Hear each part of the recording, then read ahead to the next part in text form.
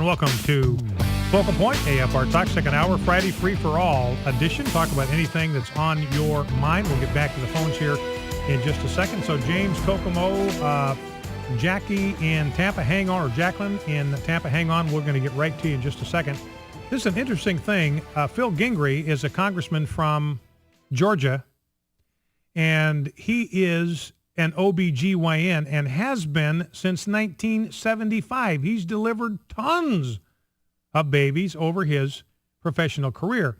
And he was talking about the comments that Todd Akin made. And here, I just want to read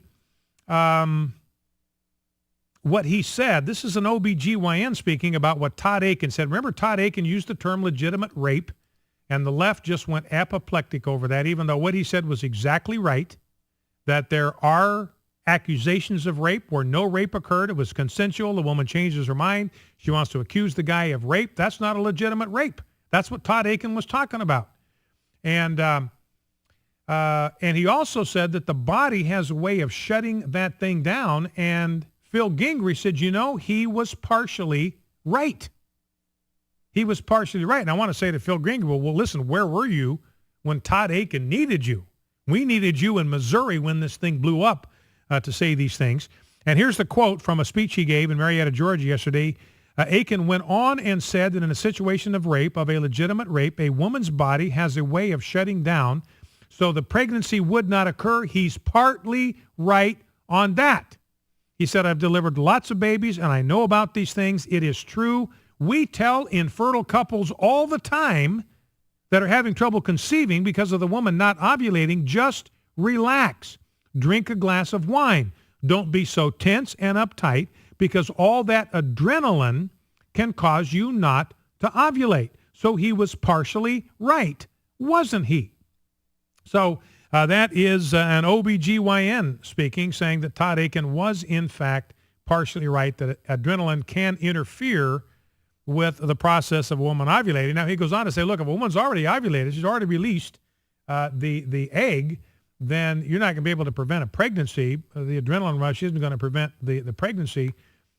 So the media just took what Akin said and actually accused him of things that simply were not true. In fact, the number of pregnancies that occur as a result of rape are somewhere between 2 and 5%. Even secular sources will tell you that it is very, very rare that happens, and the stress of that encounter obviously can have an effect on ability to conceive. Todd Akin was partially right. Well, let's go back to the phones. Let's go to Jacqueline in Tampa, Florida. Jacqueline, you're on Focal Point with Brian Fisher. What's on your mind?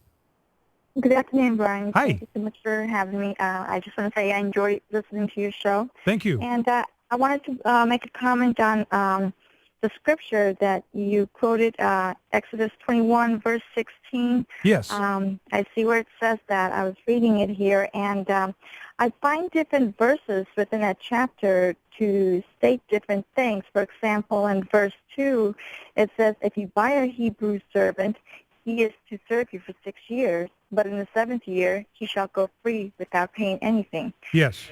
And then in verse... And what that is, Jacqueline, is we had that at the beginning of the United States. That's called indentured servitude. A lot of people came to the United States in exactly that same way. They agreed to serve someone for 7 years on the condition that when that period of time was up, they would be set free. So they would serve that person for 5 years or 6 years or 7 years.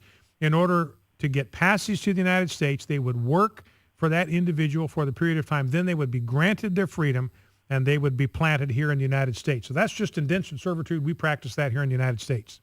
And nothing wrong. And there's nothing wrong with that. Okay. And then in verse 21, it says that he is not to be punished if the slave gets up after a day or two, since the slave is his property.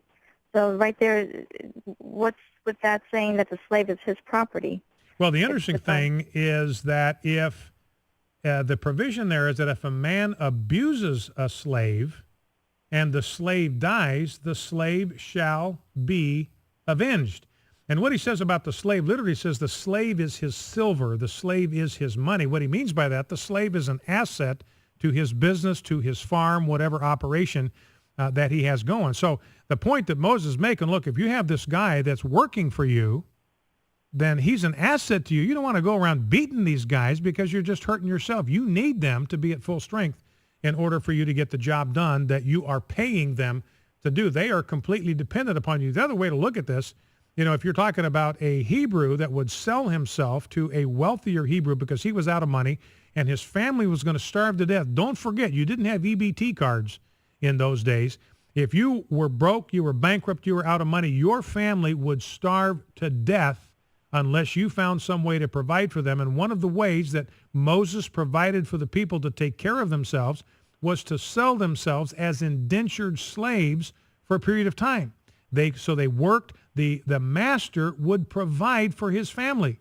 The master would provide a home for his family. The master would provide food for his family in exchange for the commitment of the part of the fellow Hebrew to work for him for that period of time. And Moses says, look, that's not an excuse to treat a slave any way you want.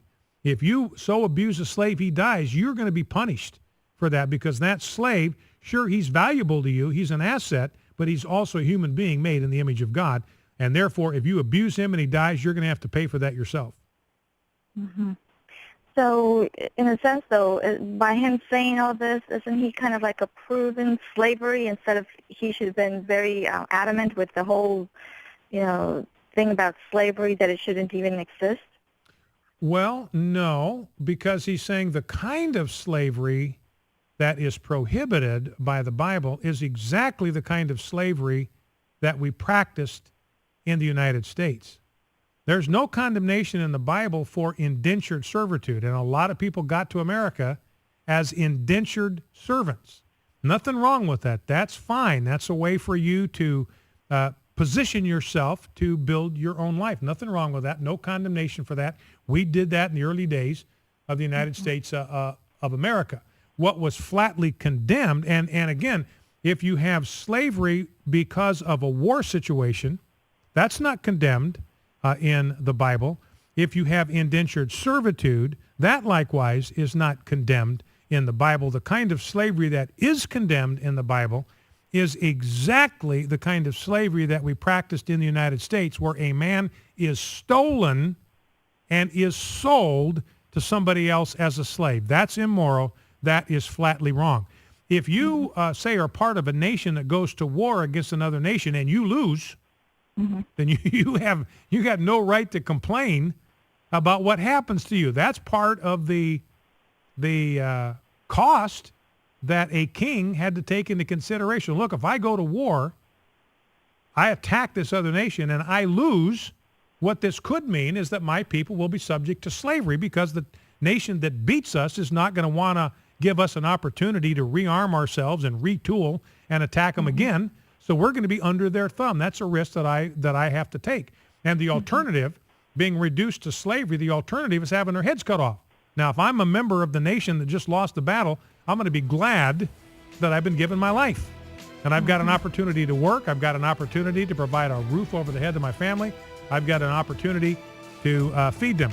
And the same is true if a Hebrew were to sell himself for a period of time as an indentured servant. We did it all the time. No condemnation for that.